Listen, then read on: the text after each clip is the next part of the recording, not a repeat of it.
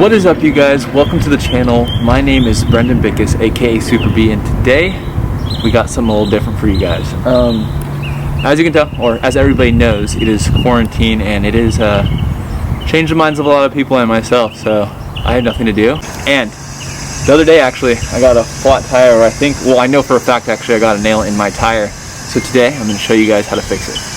Alright, now first things first, I've identified what tire has a flat. Obviously you can see. I found out I had a flat because my low pressure indicator in my car went off. So that being said, look at this. So if you have a nail, you just have to look for it. As you can see, the nail on mine, let's see if we can focus on it. That makes things kind of easier for me because I actually know where the hole is. But like I said, if you guys don't have a nail and just a hole, you guys are gonna have to take the wheel off and kind of search for the hole, and it's easy to do that with some soap and water. Now, this is what you're gonna be needing to actually fix the tire. So I get this at O'Reilly's down the street. This is just rubber cement. It's really bright outside, hard to see. This was about $3 at O'Reilly's. And then along with, I call these licorice sticks. I don't know what they actually are. They are tire repair inserts. They feel like licorice, they look like licorice, that's why I call them licorice. So this is actually what's gonna be repairing your tire.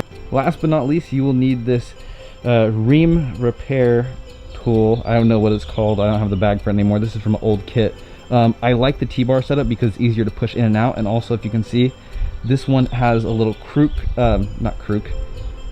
design to it, so you can actually screw it in. I've noticed the other ones with kind of more jagged sandpaper-like material, it's really hard to actually push in initially. So I do recommend something that looks like this and has like a little screw on it. And depending on if you have a race car, for example, you can see my car, I have a Jetta 2012 Sport Wagon. It's kind of low to the ground. As you can see, I have low profile wheels, not enough room to mess around in there to actually get the ream tool in there. I mean, I could do it from down there, but it would kind of be difficult. So I'm gonna be raising my car. And for that you will need a jack stand, stand support. I just have that, that's optional, but it's just for a little extra safety. And then I can't believe I forgot what this is called. This thing takes off the lug nuts. Good enough. And then of course, air compressor to fill up the tire after we are all set and done. All right guys, so first things first, for safety, we are gonna go inside and pull the parking brake or handbrake. Just so I know this is an automatic car. You don't really need to, but let's do this for extra safety. Oh, it's already on, but there we go. All right, next thing we are gonna do is crack the lug nuts. By crack the lug nuts, I mean we are gonna actually kind of twist them off, but not fully. And we do that because once we raise the car, the wheel is still free spinning. It shouldn't be free spinning because I put the e-brake on, but just in case, this is a good habit to do. We're gonna crack the lug nuts.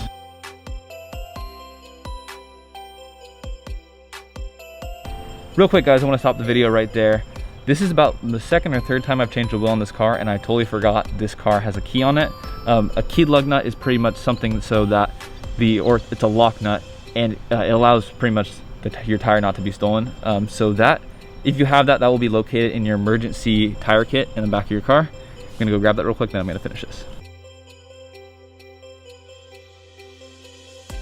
Okay, now that we have that done, we are gonna raise the car with the jack stand. Let's bring it over here. All right guys, next you wanna find your chassis or a good support beam to actually put the jack stand on. Platform looks like this. Some cars have like little lips, like mine has this thing right here. I'm almost positive I can push up on that.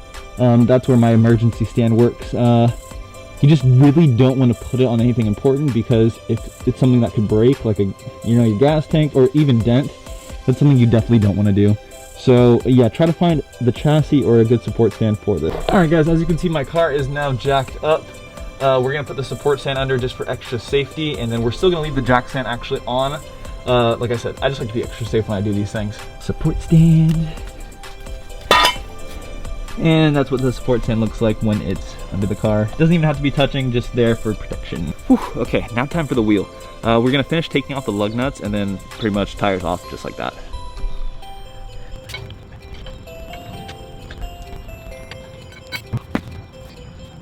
So guys, tire is off and you can see the nail is right there. So first thing we need to do, and first thing I forgot to tell you, was you guys will need pliers to pull this out, because most likely that thing has like threads on it. So it's gonna be kind of a pain to get out.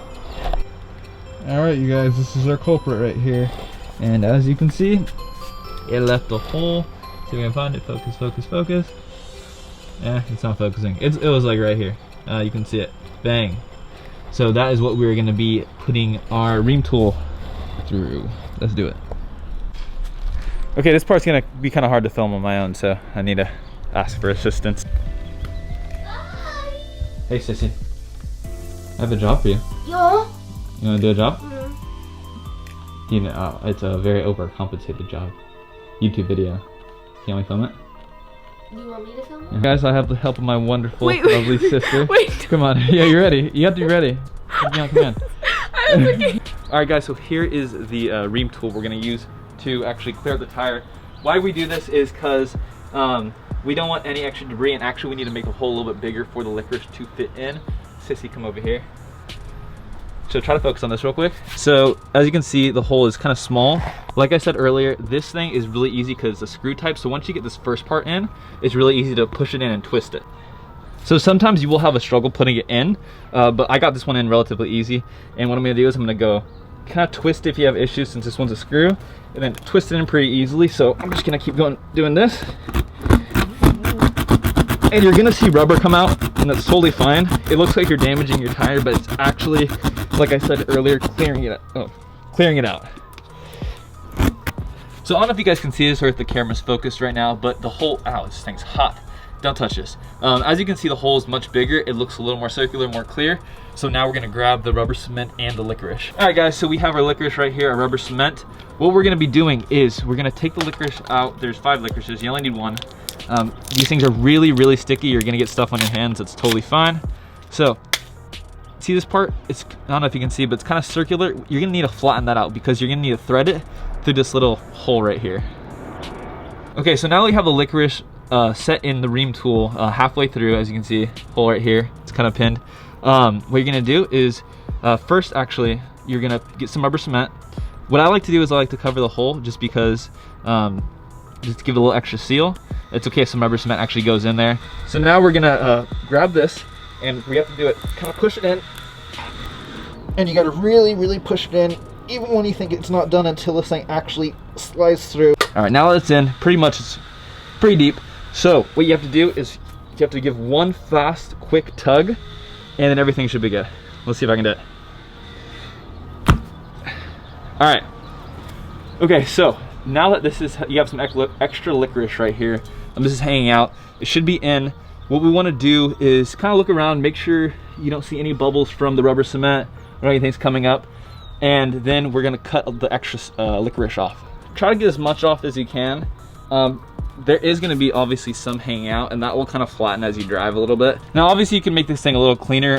Since this was actually inside the deep part of the tread, it's really hard for me to cut off this because, as I said, it's like right in there. If it's right here, it's a lot easier to actually make it look smooth, but this is totally fine. And then last thing, just to make sure it's all sealed up, or second to last thing, we are gonna just put a little extra, I don't put it on my finger, a little extra rubber cement on there just to make sure it's all set and good. And then I just leave it like that. You can let it sit, you don't have to. And then next we are gonna put a little bit of water on it and fill it up with air and see if there's any bubbles. All right, so we checked the pressure. It is now 34 PSI, which this wheel should be. That's what's rated for my car. And then next we're gonna get some water and pour it on here, make sure the seal is good. All right guys, I'm seeing no bubbles. It looks like the seal is good. The rubber cement dried.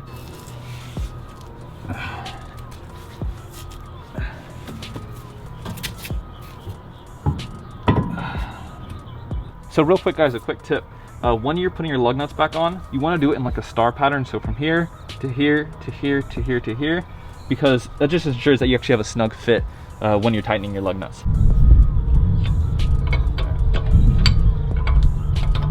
So you wanna make sure your lug nuts are relatively tight, but we don't wanna fully tighten them until we actually drop the car. I do that just because, I don't know why I do that actually. That's what my dad taught me, so I think it's a good tip. All right, so now you're doing the final tighten, you wanna make sure that it's tight, but not too tight, because you can actually strip the threading. That's the last thing you wanna do. So I give it, I mean, I don't know how many pounds I'm putting on, but a good amount of weight, but nothing with all my strength. Actually, see, we're done. I think I need to do a cool outro. Yeah, hit the trap like Max, yeah, hit the trap like Max, hey, hit the trap like Max, yeah. Alright you guys, thanks for watching the video, I appreciate it. Come on, come around, come on. All right, so as you guys can see, the tire is now fixed. I checked the pressure is the same. I'm gonna check it again later tonight just to make sure that there's no leak. But as I can see, this thing looks good. Thank you guys very much for watching my how to repair a tire video. If you guys have any questions, comment down below in the comment section. Make sure you guys like the video if you liked it, and subscribe. Really appreciate it. More videos are coming like this, and have a good one. Got all strings attached, and I know Dolly I'm back, and I know dog I'm back, and I know thug I'm back, bitch we up no rest, man I'm way back, when I had to shoot big